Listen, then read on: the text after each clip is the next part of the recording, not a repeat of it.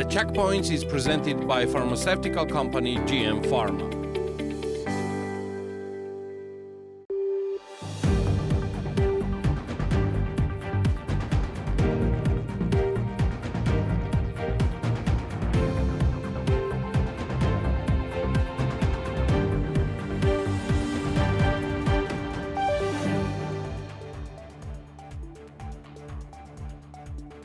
According to official statistics, in January 2025, Georgia's real gross domestic product increased by 11.1% compared to the same period of the previous year. According to Geostat, the turnover of the private sector companies that pay VAT amounted to 12 billion Georgian lari in January, reflecting a 14.7% year-on-year increase. To stimulate the real estate market, the National Bank of Georgia has eased mortgage lending regulations. Now the down payment for a mortgage can be as low as 10% of the property's value, with the remaining 90% covered by a loan. Previously, borrowers had to contribute 15%, while banks financed 85% of the property's cost. The National Bank has stated that this measure will only be temporary, but it remains unclear how long it will be in effect. According to data from the National Bank of Georgia, at the end of January 2025, the total volume of bank deposits reached 58.96 billion Georgian lari, marking an increase of 620.74 million Georgian lari compared to the previous month. Excluding exchange rate effects, deposits grew by 13% year-on-year. Meanwhile, the total volume of the loans issued by commercial banks increased by 460 million Georgian lari compared to the previous month, reaching 63 billion Georgian lari by the end of January. Excluding exchange rate effects, annual loan growth stood at 17.93%. Out of Georgia's 18 commercial banks, 14 reported profits in January 2025, while 4 ended the month with losses. The total net profit of the country's commercial banks reached 238 million Georgian lari in January, representing a 1%, 3 million Georgian lari increase compared to the same period in 2024. The European Bank for Reconstruction and Development (EBRD) has updated its economic forecast for its member countries. The new assessment predicts that Georgia's economy will grow by 6% in 2025, 1.4 percentage points higher than the previous forecast published in September. For 2026, the bank expects 5% growth rate. In comparison, the 2025 economic growth forecast for other regional countries are as follows: Armenia, 5% growth; Azerbaijan, 3% growth; Ukraine, 3% growth; Turkey, 3% growth; Russia, 1.5% growth. According to the 2024 Democracy Index published by The Economist, Georgia experienced the sharpest decline it has seen since joining the index. The country's score deteriorated by 0.51 points, dropping to 4.70, causing Georgia to fall from 89th place in 2023 to 94th place in 2024. Despite this decline, Georgia remains classified under the hybrid democracy category. According to Georgia's first Deputy Prime Minister Levan Davitashvili, the government is in negotiations with a new company which, along with China's CCCC, is considering developing the Anaklia deep-sea port project. When asked by BMG about the timeline for signing the investment agreement, Davitashvili stated that he had expected negotiations to progress more quickly, but now anticipates that the agreement will be finalized in spring 2025 or the latest by early summer. Georgian Railway will spend 270 million Georgian lari to repair locomotives in Russia. The company announced a tender by the end of 2024 and has already selected the winner. The contract will be signed with the company Georgia, which offers repair services from Russian factories. The repairs will be carried out on 47 Soviet-era locomotives. The repairs will be carried out on 47 Soviet-era locomotives. Another company, Skynet Rail Georgia, also participated in the tender, offering repair services from factories in Lvov, Ukraine, and Daugavpils, Latvia, with a bid of 263.8 million Georgian lari. However, Georgian Railway Tender Commission disqualified the company, citing technical issues in the submitted application. The world was closely watching the anticipated meeting between President Zelensky and President Trump, which was preceded by rather tense rhetoric from Trump toward Zelensky. Ultimately, the meeting was cancelled, with the world witnessing the confrontation between the leaders in a live broadcast. Alongside Trump and Zelensky, US Vice President J.D. Vance was also present. Zelensky is now in London, where European leaders are gathering. The upcoming week promises to be eventful. Beware of peace, people. This is The Checkpoints. I'm Elena Kwanjilashvili, author and the host of the show, and the Checkpoints team is ready to sum up business and economics week for you. According to preliminary estimates from the National Statistics Service, Geostat, Georgia's real gross domestic product grew by 11.1% in January 2025 year-on-year. Geostat highlighted that significant contributions to this growth came from sectors such as professional, scientific and technical services, as well as transport and storage, construction, information and communication, manufacturing and trade. However, a downward trend was noted in the mining and quarrying sector. The European Bank for Reconstruction and Development has revised its economic growth forecast for Georgia in 2025 relative to its September 2024 outlook from 4.6% to 6%, the highest in Eastern Europe and the Caucasus region. In Eastern Europe and the Caucasus, economic growth slowed to 3.9% in 2024 as the boost from intermediated trade and inflows of labor and capital waned. Growth is expected to moderate further in 2025, reaching 3.6% before picking up to stand at 4.3% in 2026. The EBRD forecast coincides with the forecast of the Georgian government. The state budget of Georgia is planned for a 6% growth of the economy. The economic growth forecast for Armenia is 5%, for Azerbaijan 3%, Moldova 2%, and Ukraine 3.5%. What was new in economy this week in our short overview. I hope that American federal law will be refined in the parliament and brought into line with human rights standards. Georgian Dream Prime Minister Irakli Kobakhidze told journalists, according to him, the American federal law is quite harsh and needs to be refined and brought into line with human rights standards. You know my attitude towards the American federal law. This is a rather harsh law. I would like to express my hope that American federal law will be refined in the parliament and brought into line with human rights standards. This will be the right approach. Initiating the federal law as the first option was of course the right one. However, this draft law needs to be refined and brought into line with human rights standards. This is naturally the job of the parliament, Kobakhidze said.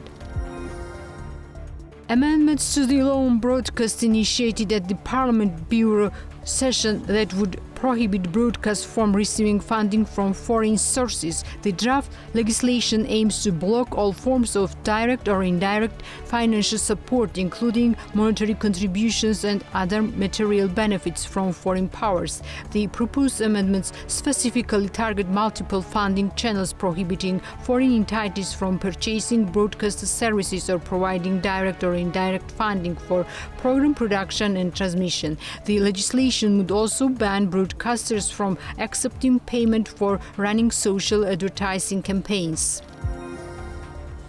Tbilisi City Hall has announced a tender worth 47 million lari for the rehabilitation of Vake Park. The project includes the complete rehabilitation and reconstruction of existing fountains and cascades in the park. The tender was announced on February 25. Proposal submission will begin on March 23 and end on March 28. The estimated procurement value is 47 million lari, and funding from Tbilisi's budget will be implemented gradually over the next 3 years. 10 million lari will be spent in 2025, while 2026 18 million lari and 2027 19 million lari. The selected companies must complete construction works within 760 calendar days from the contract's entry into force, while design and expertise must be completed within 270 calendar days. Last year, Georgia's gas consumption remained almost unchanged and exceeded 3 billion cubic meters. In 2024, the country traditionally consumed almost entirely imported gas. One of the reasons for the lack of growth in gas consumption was thermal power plants, which the government operated at a lower load last year. As a result, real generation decreased significantly by 18% annually, which was due to the increased imports and hydropower generation and reduced exports. Last year, the country purchased a total of up to $400 million worth of gas from Russia and Azerbaijan. Of these, $145.7 million worth of gas was purchased from Russia, while $254.1 million from Azerbaijan. The parliament is beginning to consider a legislative package as a result of which NGOs will no longer be involved in the public decision-making process. The amendments in this direction are included in the 14 different laws, which are a joint legislative initiative of the Georgian Dream and the People's Power. The issue will be discussed by the Parliamentary Committee on Procedural Issues and Rules. The rules of procedure of the Parliament and a number of other laws provide for the mandatory participation of NGOs in the public decision-making process. According to the decision of the ruling team, the change will be reflected in all laws that previously required the participation of NGOs in public decision-making. As the ruling majority explains, the existing reality has shown that the mandatory participation of NGOs cannot fulfill the real purpose that the will of the legislator served. Recent developments, including the global developments surrounding USAID, have revealed that the participation of non-governmental organizations in public decision-making processes hinders the effective implementation of state governance. A large part of non-governmental organizations is funded from abroad. Accordingly, they are organizations that carry out the interests of the funding states and organizations. Based on the above, their actions in the public decision-making process are not based on the interests of the local community, but serve the political and economic agenda of external forces, say the authors of the bill. Federal Education and Research Minister Cem Özdemir has stopped his ministry's cooperation with the Georgian Ministry of Science. This is evident from a letter to his counterpart, Alexandre Tsuladze, which was made available to Redactions Network Deutschland, R&D. He justifies this with the turning away from the European path. For over 2 months now, the people of Georgia have been demonstrating peacefully for their European future, writes Özdemir. Among the protesters are numerous scientists who support free science and European integration. Scientific freedom must be protected. This is also the basis of the cooperation between the two countries to date. The decision of the Georgian head of government to stop the process of joining the European Union and the increasing restrictions on academic freedom in Georgia are, however, preventing the implementation of our cooperation goals. I have therefore decided to pause the planned cooperation activities with your ministry until further notice, reads the letter to Alexandre Tsuladze. This also applies to bilateral funding measures that have already been agreed, Cem Özdemir adds. Generally, there is a serious problem in the media. Media is one of the main sources of polarization. Georgia's Prime Minister Irakli Gobakidze told journalists in Kabuleti. According to the head of government, this is a recognized problem, including being documented in OSCE, OEDIHR conclusions, ODIHR conclusions, and it requires regulation. However, media outlets associated with the opposition and the opposition itself oppose this because they benefit from the circulation of lies and hatred by these media outlets. This does not align with the interests of Georgian society. It is in Georgian society's interest to receive accurate information about events, and it is in Georgian society's interest for the media to be free from hatred and lies. Therefore, if anyone opposes this bill, they favor hatred and falsehood, which is unacceptable to us, the Prime Minister stated.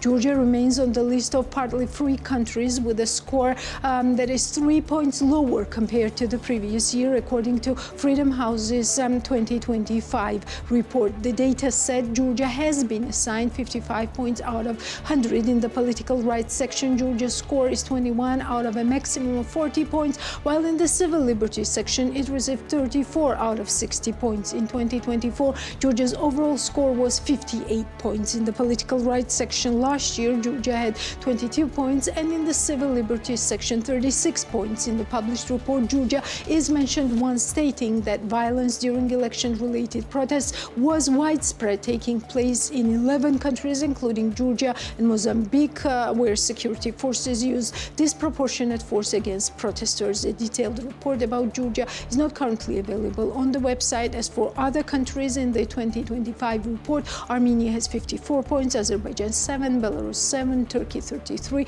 Ukraine 51, and Russia 12.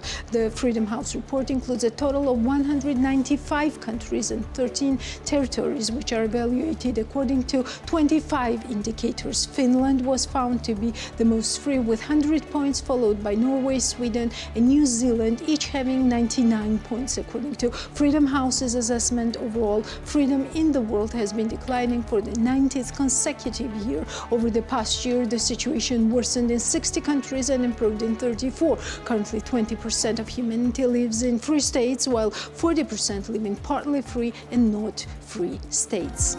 It is impossible for an illegitimate, incompetent, and corrupt so-called government to work effectively, wrote Nika Gilauri, co-founder of freebusiness.g, on social media, responding to the natural disaster in Guria region. According to him, people facing the disaster are left hoping for volunteers. During a natural disaster, the most important thing is the government's timely response and coordination of work. I can say this from personal experience. The current regime cannot perform such work because there is no accountability to the people. It is impossible for an illegitimate, incompetent, and corrupt so-called government to work effectively, especially during a crisis. Both the Shovi disaster and June 13 showed us this. Such a regime always and everywhere only thinks about avoiding responsibility from the very first minute of disaster. It assesses the severity of crises and disasters with snowy weather. With delayed response, headquarters opened on the third day and non-existent prevention. It simply condemns people to death. People facing the disaster are left hoping for volunteers.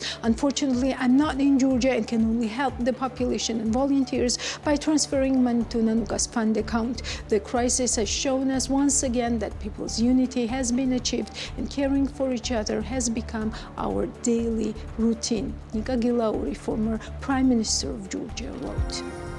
The free donation sub-platform of free business raised 700,000 lari within 1 week. As the founder of the platform, Georgi Chugoshvili, explained to Analytics, businesses are participating in financing democracy in the country alongside individuals. The results for the first few days are definitely not bad. We're trying to mobilize funds for all parties who are fighting for democracy, not through one-time transfers, but over several months to make their future more predictable. The total contribution that we have received from donors is 700,000 lari. These funds are mainly distributed over the next 3 to 4 months. We're further refining the operational part, which will be better organized in the coming days. What makes me most happy is that along with the businesses, which are very active and 85% of donations account for them, there are about 800 individuals who have also made contributions to the common cause. In the current situation, when there are no more grants and these organizations have no funding, it becomes the responsibility of the community and first of all business to finance democracy ourselves. Georgi Chugashvili stated. According to him, funding for beneficiaries listed in the platform is balanced. The funds are quite well distributed among media, foundations and social movements, which make us very happy, and this is natural as everyone has their own sphere of interest or favorite organization. Chugashvili notes that the addition of beneficiaries to free donation continues to this day, and various organizations have the opportunity to request addition to the list of beneficiaries through the website. The presentation of free donation took place on February 21 on TV program Analytics. The free business platform's continuation is financial support for actors who strengthen democracy in Georgia. More on business from Natia Taktakishvili. Development company Metropole plans to enter international markets this year. Mamuk Imedashvili, general director of the company, spoke about this with TV program Business Weekly. According to him, in this short-term period, they plan to open representative offices in various countries, while in the long term, they plan to enter international markets. In addition, company Metropole plans to implement summer residence projects in the coming months of this year. One project will be located in Lisi, while the other one in Shindisi. In the near future, we will start our summer residence projects, which are Metropole Lisi and Metropole Shindisi. We have already acquired the land area and work are in progress. We also plan to cover new districts, including Veravake and Adaladevi. We have several more negotiations regarding the acquisition of several assets, and I don't rule out that the number of our projects may increase more than planned, stated the company's general director. Regarding the current situation in the real estate market, the company says that business must be ready for any challenge. He also notes that a person who has decided to buy real estate is waiting for best moment. Consequently, during turbulence, the decision will be postponed, but it does not disappear. Therefore, Imedashvili hopes for improvement in the situation. When a person decides to purchase real estate, his decision is made earlier, but they are waiting for the right moment. Accordingly, during the turbulence, the decision gets postponed, but it does not disappear anywhere. When the situation stabilizes, it's expected that demand will come at once, stated Imedashvili. Part of the business sector claims that the instability created in the country in the recent months has already had a negative impact on the employment market. As Association of Restaurants says, against the backdrop of political instability and reduced demand, a number of tourist facilities have closed, and accordingly, some of these employed in the hospitality sector have lost their jobs. As the head of the association, Shota Burjanadze told BMDG, if before there was an acute shortage of personnel in the tourist sector, now the number of job seekers is increasing. Unfortunately, too many facilities are closed. There has always been a shortage of personnel in our sector, and now not a day goes by without several applications appearing who have lost their jobs and are looking for another one. As for the salaries, there can be no good expectation here either. In the current situation, we can talk not about an increase in salaries, but unfortunately about the dismissal of employees, given that today the number of customers and income in our business is decreasing. Tourist facilities are created based on demand in the country. In this situation, local demand is decreasing and consumers are refraining from entering restaurants, and there is no increase in tourist reservations, so the number of facilities is also decreasing, Shota Burjanadze said. Nicholas Medzmariashvili, general director of a new real estate development company, Homer, declares that the company's priority is to develop a bigger scale project, so they have chosen the place in Diromi near the U.S. Embassy on the Bob Walsh Street, where there is an infrastructure for the Youth Olympic Games. Besides that, the territory is great in terms of ecology. It's close to the River Mtkwari, so it's the only place in Tbilisi where you can approach River Quarry without any barriers through the land. According to Medzmariashvili, construction of the entire project will be finished by 2028. We're planning, projecting and developing the product which we believe we know how to make, and also quality control is very important to us, that whatever we make on paper comes into reality. This approach is based on our past experience. Around the end of March, early in April, we begin the construction, which will last for the first building that will be hand-painted till September of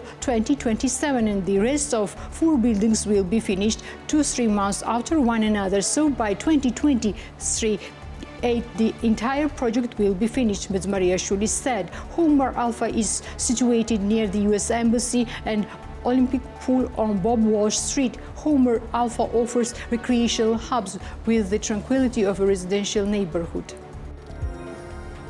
Georgian restaurant chain plans to expand abroad. Chef Guram Baghdashvili told BMZ that he is interested in the UK and Spanish markets. Last November, the chef opened the first branch of Georgian restaurant chain in the Portuguese capital Lisbon, which has been operating successfully until now and employs up to 10 people. The tourist facility is located in the old Lisbon in a tourist area. According to Baghdashvili, Georgian gastronomy is becoming increasingly popular worldwide. This is credited to the many immigrants who left to live abroad many years ago and opened small cafes or restaurants. Consequently, the chef is interested in developing his restaurant line in the international market. As I see it, Georgian gastronomy is becoming very in demand worldwide, thanks to those people who went abroad 10 or 20 years ago and opened small cafes. People who are trying to introduce Georgian culture here. I'm interested in the UK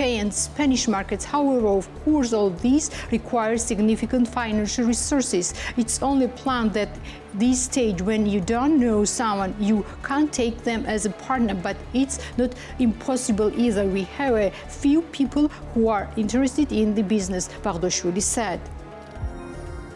Tea producing enterprise located in the village of Nagomari in Ozurgeti is increasing its production. As the founder of the enterprise, Andro Tavartkiladze, noted in an interview with BMZ last year, their plantation area increased from 4 to 15 hectares. According to him, they added 11 hectares of tea plantation within the state tea rehabilitation program, whose yield will increase in the coming years. Last year, the entrepreneur produced up to 2 tons of tea. The plantations are growing. We joined the tea rehabilitation program and added 11 hectares. This year, we will start harvesting in small quantities from this plantation, and next year, we expect more, noted Andro Tavartkiladze. In addition to Black and Green Tea Company, Cha produces blueberry tea, which they collect in the Guria Mountain. Cha products are sold in several stores and also online. Andro Tavartkiladze cites entering the retail chains as one of the obstacles. We have home production, but it's not sufficient in size. We need to find an opportunity to develop in the direction. Since our plantations are increased to 15 hectares, it means our production will also increase. We will need to hire employees too. We started as a family business. Now we only have seasonal workers, said the head of the enterprise. Regarding export, chai is currently only sold locally. However, Andro Tavartkiladze notes that he plans to enter the foreign market in the future. As Andro Tavartkiladze notes, more than 300,000 lari has been invested in the production of chai until now. Although there is a 70% deficit of low milk in the market, the number of farms cannot increase. Nicholas Benyanidze, the founder of dairy products manufacturing company Shiraki and chairman of the Georgian Dairy Association, spoke about this while assessing the challenges in the sector with BMZ. According to him, milk powder imported from Iran, Belarus and Russia has appeared on the market, the cost of which is so low that raw milk cannot compete with it. As a result, the price of raw milk has decreased. There are unregistered so-called enterprises which hinder the development of the sector. The prices that we reduced for raw milk last year are maintained this year as well. So far, the sales value is neither decreasing nor increasing. 1 liter milk costs over 2 lari. However, collected milk is cheaper because small farmers cannot meet standards and quality requirements. The dairy sector modernization and market access program is a very good program. It offers a 5 million 7-year loan with preferential terms, but farmers are not very enthusiastic about it because it's very high risk. Production is expensive due to the price. It's an extremely difficult sector. If market falsification is not corrected, the sector cannot develop, Penyanidze said.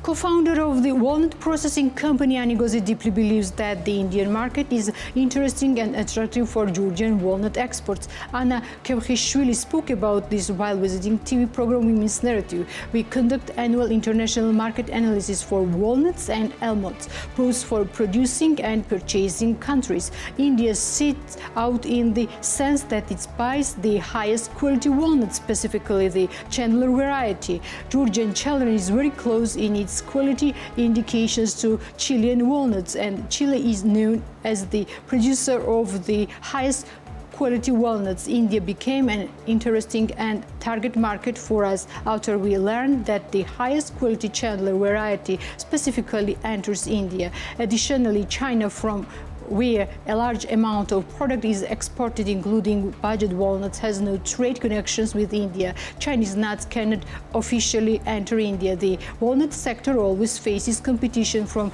China, and the fact that they cannot enter the Indian market and face obstacles gives us a competitive advantage, says Anna Kevkhishvili. Kevkhishvili also notes that the low awareness about Georgia as a walnut-producing country is a challenge for increasing exports, which is gradually growing in small steps. The Indian market has always been interesting for us, but we don't have recognition in this market. They may know the largest and most famous countries for walnut and almond producing markets. Not only in India, we don't have recognition in many other markets because we don't have a long-term history in this.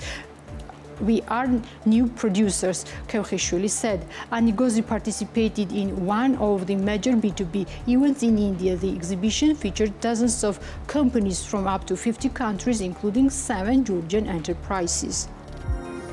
In recent months, a lot has happened in the crypto industry. Bitcoin reached an all-time high, and President Trump introduced his own cryptocurrency. However, after a significant pre-election surge, prices have sharply declined, causing a sense of panic in the market. The future of the crypto industry remains uncertain as fear and uncertainty dominate the market. On these and other topics, along with the latest developments inside Binance, Tech-Inform host Georgi Aronia spoke with the regional head of the world's largest crypto exchange, Kirilo Khomyakov. Let's dive into the interview. Kirilo, thank you very much for this opportunity. It's a pleasure to talk about the crypto market, which experiences some very interesting times.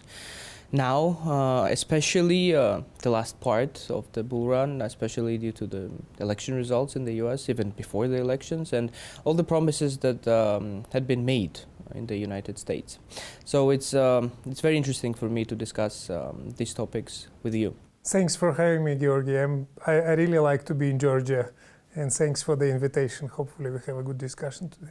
Yes, we will talk about Georgia for sure, but let's start by discussing the trends of the market. Before we jump into any particular questions, I'd like to see your assessment of the current situation of the crypto market globally. It's an interesting time, and as you rightly said, we are in the middle of the bull market.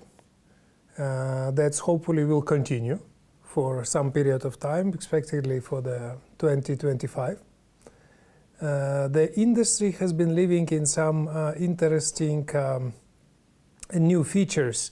So some old features are going away. So for example, like NFT, GameFi, these types of things, they did not survive the previous bull market. Instead, we see some new interesting trends like top games, like meme coins. That's definitely driving the retail interest, and some exciting stories that we are hearing every day. They like you invested $100, then tomorrow is like $1 million, etc. It seems more like a little bit like a casino to me, so it doesn't really add a lot of the value for the industry as such.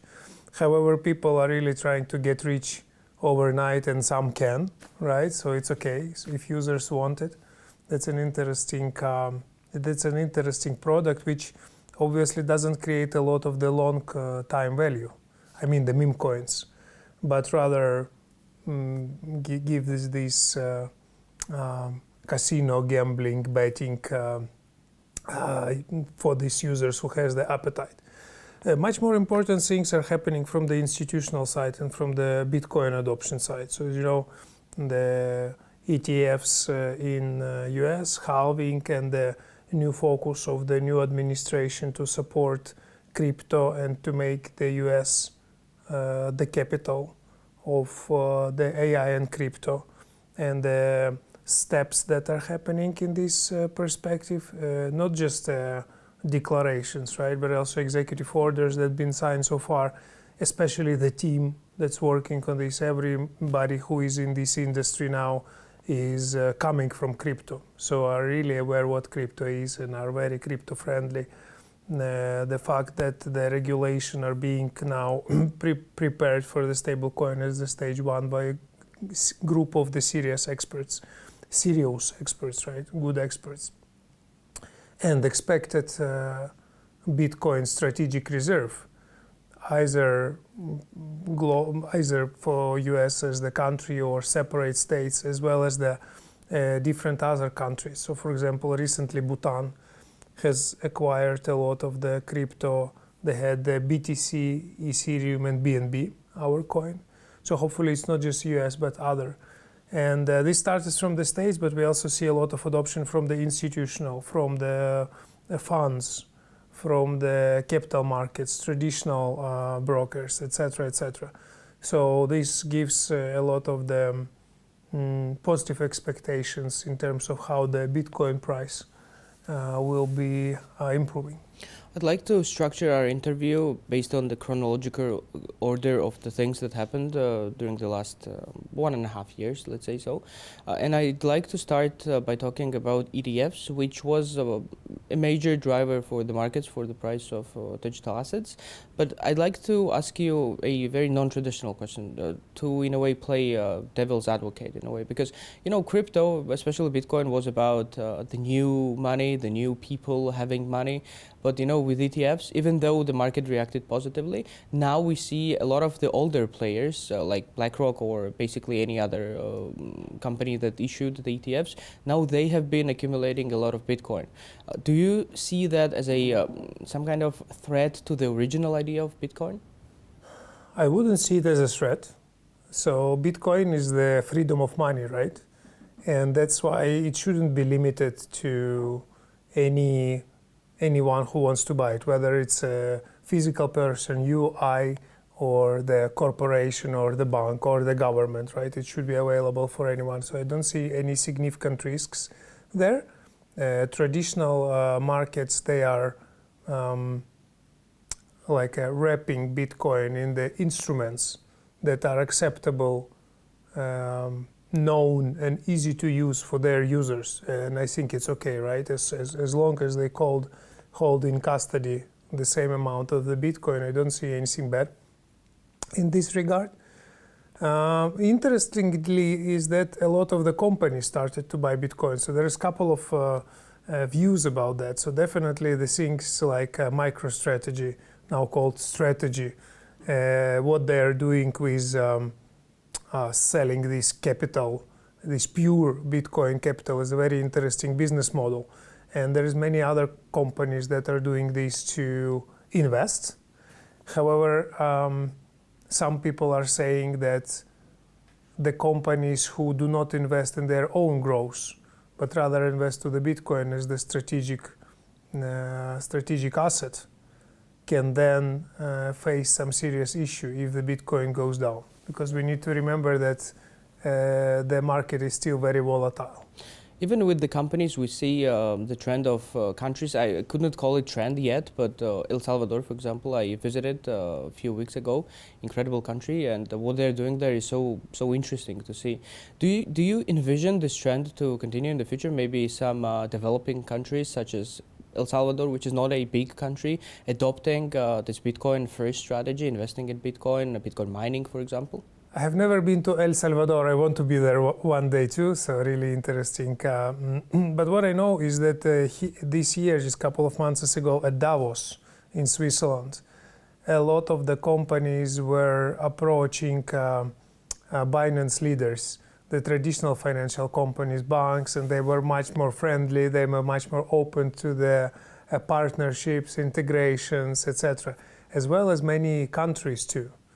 So you would be surprised, but a lot of the countries in the world are thinking now of adding cryptocurrency as their strategic reserves.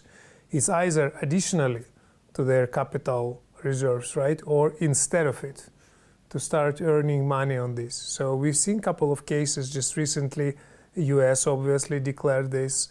Bhutan has bought BTC, Ethereum, and the BNB, Binance Coin, to their strategic reserve. Abu Dhabi has bought 400-something million of cryptocurrency.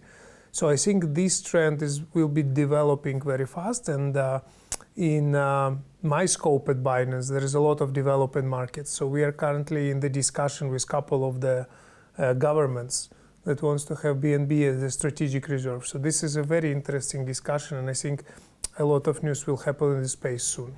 Do you think this was a bottom-up trend when the countries themselves decided that, okay, we are going to invest into crypto? Or it was highly motivated by whatever's been happening in the US, especially with Donald Trump, and him being very pro-crypto recently? So I think it's both, right? Obviously, Bitcoin is the best asset ever created by the humankind, right? So if you compare it to gold, to the US dollars, to the real estate, to the Nasdaq, etc., it's overperforming everything. So it's like people are seeing this, companies are seeing, governments are seeing this, right? And they just want to have their share of possibility to earn on their assets and on their capital. But secondly, yes, of course, the US remains the biggest economy in the world and the front on the front of any changes, both positive and negative. So the signal that US sends is very important for other governments to follow. So, for example, MiCA, a European regulation, seems to be quite advanced, but it's tough to do too, right? It's complicated. So the Europeans envisioned that this is a very positive trend, but now when they're seeing what's happening in the US, they actually start thinking whether or not it's flexible enough and supporting businesses enough and the users enough. So that's how it is important for US to set up the trends globally. But the thing is that the US was not always like that, because during the previous administration, there was Gary Gensler, who, it's obviously a very subjective thing to say, but many people claim that he was very against crypto. Now things have changed very drastically, but I'd like to ask you in practical terms, what does that mean? It's been several months since, not even like 1 month since inauguration, and then several months since the whole processes began in terms of this crypto friendliness of Donald Trump. How did the things change on the ground in the US in practical terms? So I don't know any insider information because I have no relationships to this market. So basically all the information I can share is what I get from the news, same as you do, right? But definitely a couple of the good things has happened.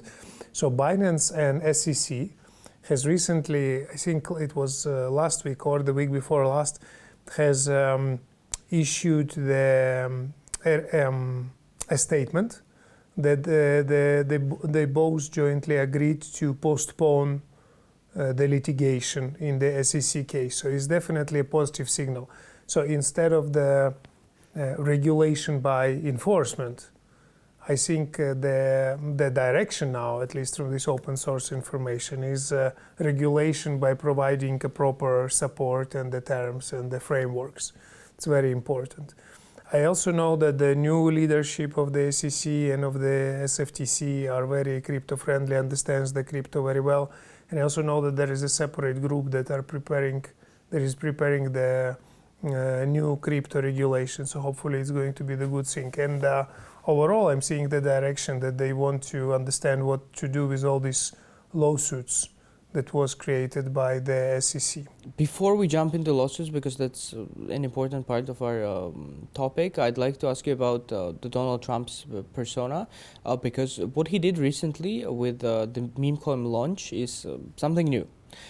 We've seen meme coins made by famous people, obviously, but it haven't been on this big scale. When the president of the United States issues his meme coin, then the first lady also issued a meme coin. So this is something very new for the market. In your opinion, what is this? So why did that happen? I think it's just following the trend and expanding on the trend, right? There is a lot of people who are into the meme coins. There is a lot of hype. There is a lot of attention. There is a lot of news and lines in the media, right? And I think it's just the way, one side of the crypto industry at the moment, right? The meme coins. And basically this Trump coin has elevated the meme coins, as you said, to another level now. So I think we will see more and more, and it's going to be both positive and negative releases. So if you remember what happened with the President Milei in Argentina, this huge scandal. However, I'm sure that we will see more and more meme coins from the famous people, from the politicians, from the opinion leaders, from the governments, maybe in the future. So I know that there is a huge portion of our community that's now they have the word, which is snipers, right? Who are just sitting and looking for these meme coins that have a big potential. Just a word of caution. Need to remember that every day thousands of the new coins are being introduced to the market, and only very, very small portions of it has a potential to grow. However, people are interested in this, and it's just a trend. Another thing that's been very notable in the market recently is Ethereum, which is very stable at this moment, more or less, but stable at the prices which are not comparatively high to the market average. Basically, one could say that Ethereum didn't experience the growth that other cryptocurrencies have. What's going on there? Ethereum is a very good stable coin. It's stable at $2,600. No, I'm joking. There was recently the meme in the internet about Ethereum being a stable coin. I mean, I wouldn't really comment on the specific projects, but I think all the altcoins are basically experiencing some issue, unless a few coins like Solana or BNB or some meme coins. I haven't seen a lot of the altcoins performing that well, and this is driven to what we discussed, right? That the Bitcoin has received this significant crypto adoption on the government level through the ETFs and with the companies. However, all the other altcoins, including Ethereum, are not that popular and not that adopted, despite the fact that we are having Ethereum ETFs too. So I think that for the industry, it's actually very good. The competition increasing, there is more and more L1s and L2s on the market. So every project needs to constantly adapt, build, change, and build and create more good for the users. And then the users will evaluate it, and basically the price will depend on whether users are believing in this project and buying it. So hopefully, I wish all the best for the Ethereum. Vitalik is obviously a genius, and I'm sure they will find new ways of the new use cases for Ethereum soon. All right, let's talk about Binance, because all the trends we discussed obviously have a direct result on the Binance, which remains the biggest crypto exchange in the world. How did all the trends translate to Binance's financial performance, and how liquid are you? How's the company doing? So, as you know, we've gone through this U.S. litigation and U.S. Settlement agreement because of the historical issues that CZ and the company has acknowledged as being a mistakes. There was a lot of the claims from the US authorities, and only 2 of them were actually proven and acknowledged that we didn't meet all the required AML requirements back in the days.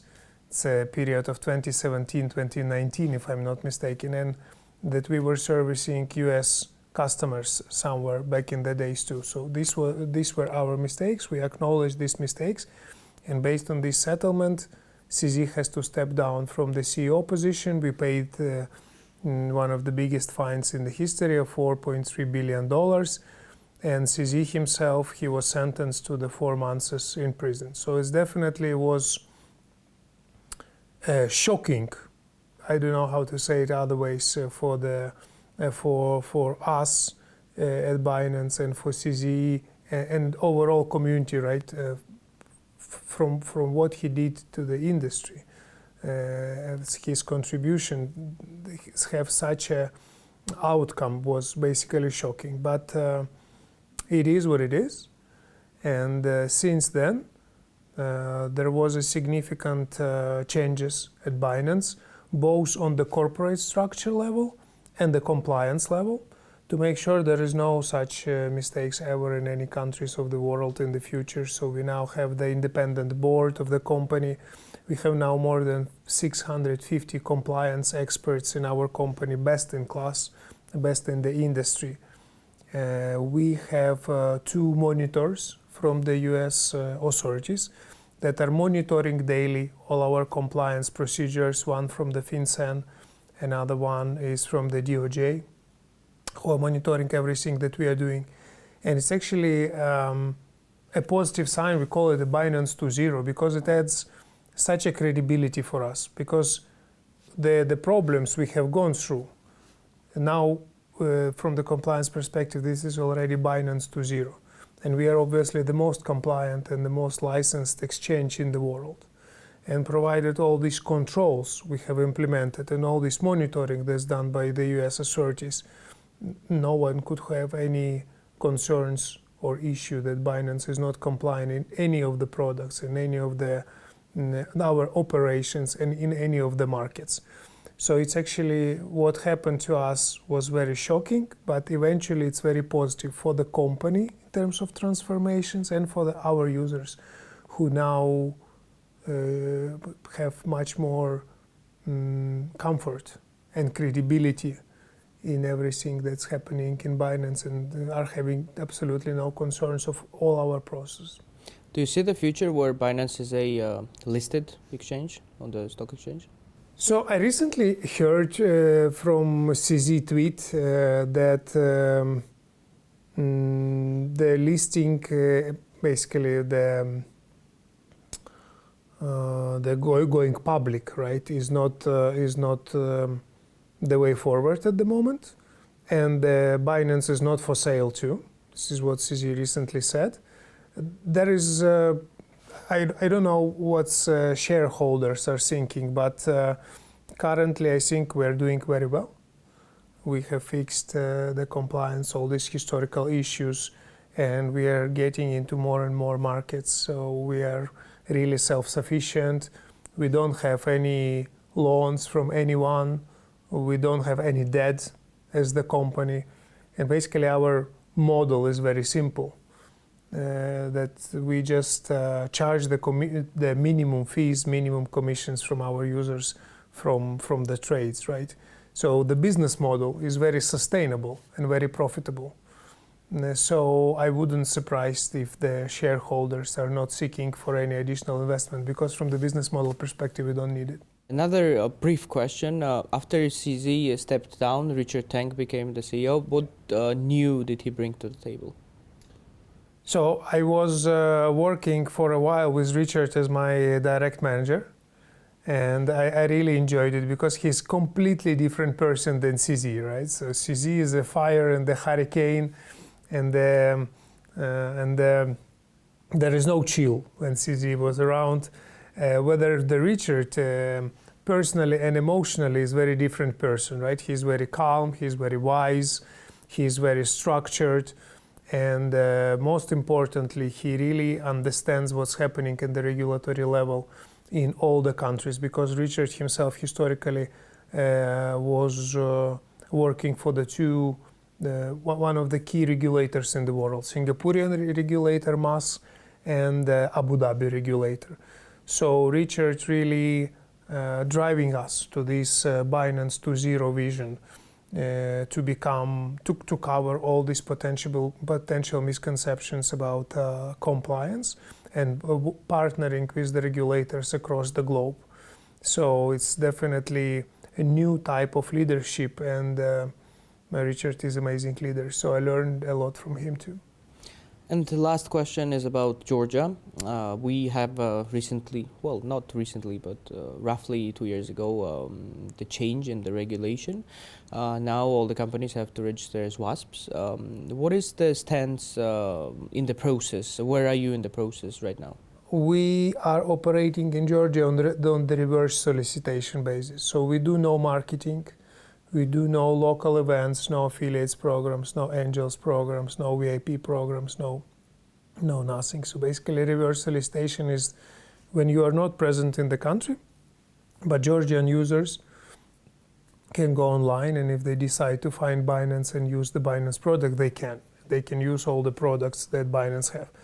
This is our approach to all the markets that has the licensing process, but where we decided not to apply directly, right? So for every company, it's an interesting decision to be made, whether to apply, build the local operations, local office, local compliance team, a lot of people, and to be able to do marketing, or go to the reverse solicitation and in no way solicit local users. So this is currently our situation, but we are in the very close communication with the regulator, and we are currently evaluating our strategy, our short-term strategy, what's going to happen in this way. So hopefully we will be able to do much more for our Georgian users soon in terms of the marketing engagement, community, etc. And actually just today I'm going to be meeting the regulator. I want to say that your regulator is one of the best I have seen around the world. Very open, very professional, and very open for the suggestions, for the different information around the globe. So really listens to the business, not just regulating business by the enforcement, as we discussed. So I think for the Georgia is going to be a very positive thing, and eventually with this regulation and with this approach from the regulator, Georgia will really become the regional hub for the wider region for the crypto. Yeah, that's what CZ mentioned during his visit a few years back. I don't remember the exact date. I was there at the press conference. He said that Georgia should become a regional hub for crypto. And let's see, and let's hope that that's how it will turn out. Kirill, thank you very much for the interview. Thank you very much. And that's all for today. See you next Sunday with more news and updates and analysis on business and economics in Georgia, in the region and beyond.